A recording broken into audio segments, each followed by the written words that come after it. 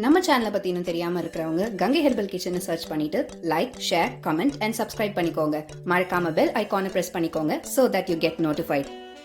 Hi viewers, வணக்கம். Welcome to Gangai herbal kitchen. இன்னைக்கு Gangai herbal கிச்சனில் என்ன சமையல், என்ன டிஃபன் பார்க்கலாமா? ரொம்ப நாள் வீடியோ இல்லைங்களா? கொஞ்சம் உடம்பு முடியல.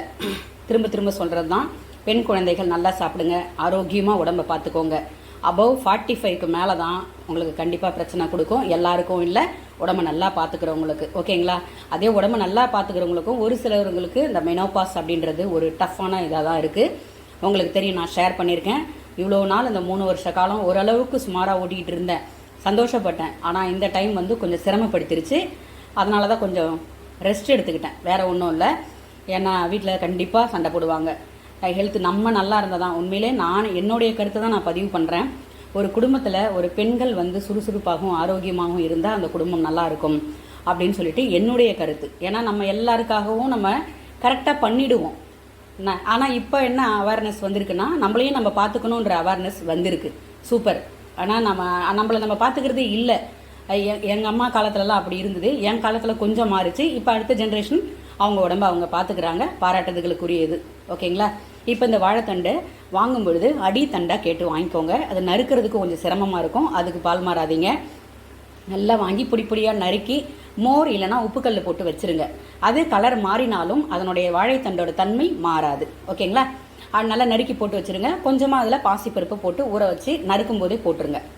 கொஞ்சமாக எண்ணெய் ஊற்றி கடுகு, ஜீரகம், கடலைப்பருப்பு, உளுத்தம்பருப்பு போட்டுக்கோங்க. நான் ஆனால் போடலை. அபவ் 40க்கு மேலே இருக்கிறவங்க, பல்லு வலிக்குது ப்ராப்ளம் இருக்கிறவங்கன்ற அது போட தேவையில்லை. டேஸ்ட் இதுவே நல்லாவே இருக்கும். எப்பயுமே நாக்கு ருசியை ஓரளவுக்கு பாருங்கள். நான் எப்பொழுதுமே டெய்லியும் அந்த சுவையாகவே சாப்பிட்ணும், ஆரோக்கியம் இருக்கக்கூடாது அப்படின்னு பார்க்காதீங்க. அதாவது கசப்பு, துவர்ப்பு, உவர்ப்பு யாருமே எடுத்துக்கிறது இல்லை. அந்த புளிப்பு, காரம், நல்ல மசாலா போட்டு ஸ்பைஸியாக சாப்பிட்ணும்னு நினைக்கிறீங்க.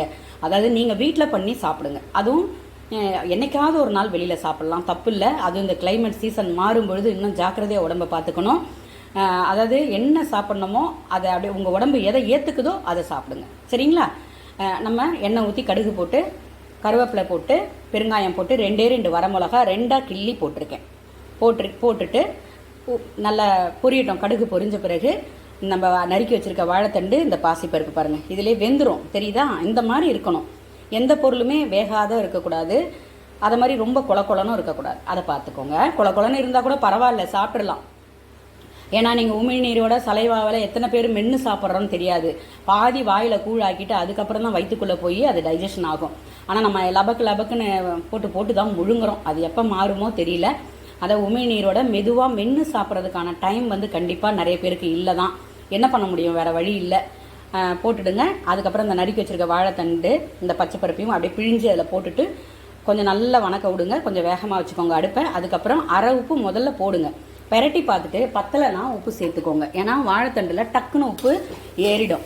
நான் என்ன பண்ணியிருக்கேன்னா, அதை பெரட்டும் போது மட்டும் வேகமாக வச்சுக்கிட்டேன். அந்த தண்ணி சுண்டும் பார்த்துக்கோங்க. அதில் பிழிஞ்சு போடுறோம் பாருங்க, அந்த தண்ணியே போதும். அப்போ வந்து அடுப்பை சிம் பண்ணி வச்சுக்கோங்க. சிம் பண்ணி வச்சுட்டு தட்டு போட்டு அப்படியே மூடிட்டு கிளறி விட்டிங்கன்னா சூப்பராக ரெடி ஆகிடும்.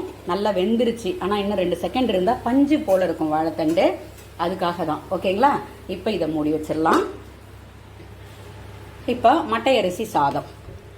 நிறைய பேர் என்ன பண்ணுறாங்கன்னா, கண்டிப்பாக அதை செய்யாதீங்க. குக்கரில் வச்சு சாதம் வடித்து சாப்பிட்றாங்க, அது உடம்புக்கு நல்லதில்லை. இங்கே பாருங்கள், இந்த மாதிரி இதை வருங்க, தெரியுதா? இந்த மாதிரி சாதம் வேகணும். அதாவது வெறையாக எடுத்திங்கன்னா தொண்டை அடைக்கும், சாப்பிட முடியாது, செரிமான கோளாறு வரும். இப்போ வயசானவங்க இருக்காங்க, சின்ன குழந்தைங்க இருக்காங்கன்னா அவங்களுக்கு வேறு மாதிரி சாப்பாடு வடிக்க வேண்டியதாக இருக்கும். எல்லாருமே இந்த மாதிரி வடிச்சிட்டிங்கன்னா சூப்பராக எல்லாருமே சாப்பிட்லாம். எல்லாருக்குமே பிரச்சனை சால்விடு. சின்ன குழந்தைங்க இருந்தாலும் வயசானவங்க இருந்தாலும் அவங்களுக்கு ஒரு சமையல், நம்மளுக்கு ஒரு சமையல் இல்லை. இது ஆரோக்கியம். வேணுன்றவங்க ஃபாலோ பண்ணிக்கோங்க.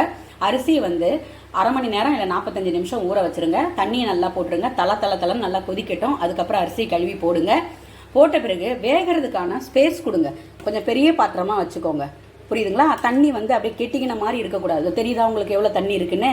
இந்த மாதிரி வேகணும். தொட்டு பாருங்கள். தெரியாதவங்களுக்காக சொல்கிறேன். இந்த அம்மா என்ன சாதம் வடிக்கிறது கூட சொல்லுது அப்படின்னு நினைக்காதீங்க. தெரியாதவங்க எவ்வளோ பேர் இருக்காங்க, அவங்களுக்காக சொல்கிறேன். இங்கே பாருங்கள்,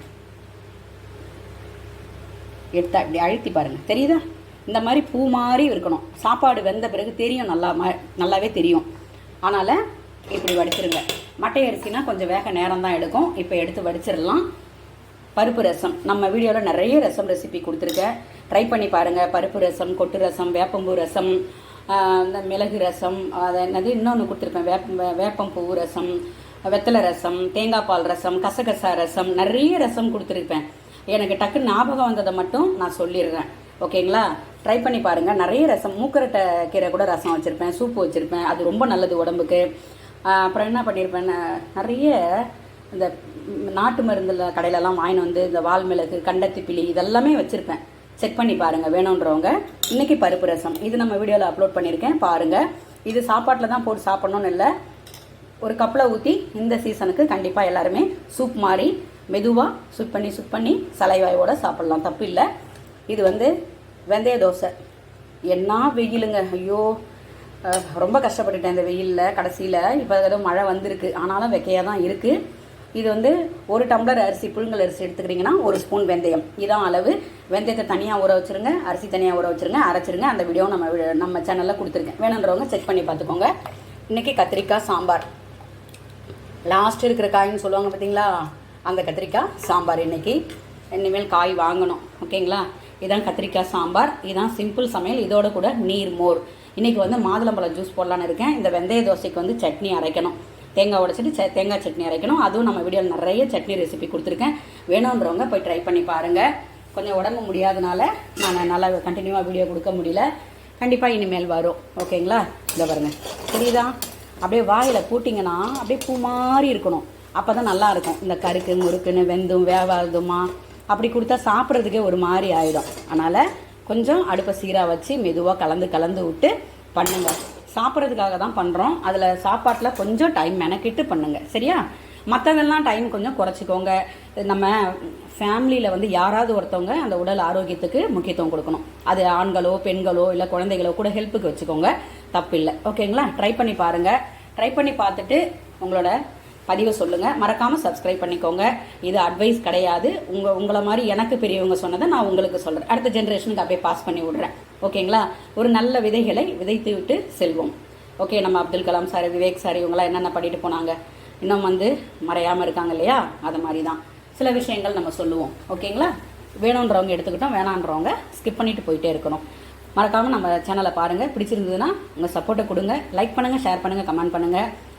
மறக்காமல் என்ன பண்ணுங்கள், சப்போர்ட் பண்ணி சப்ஸ்கிரைப் பண்ணுங்கள். நன்றி.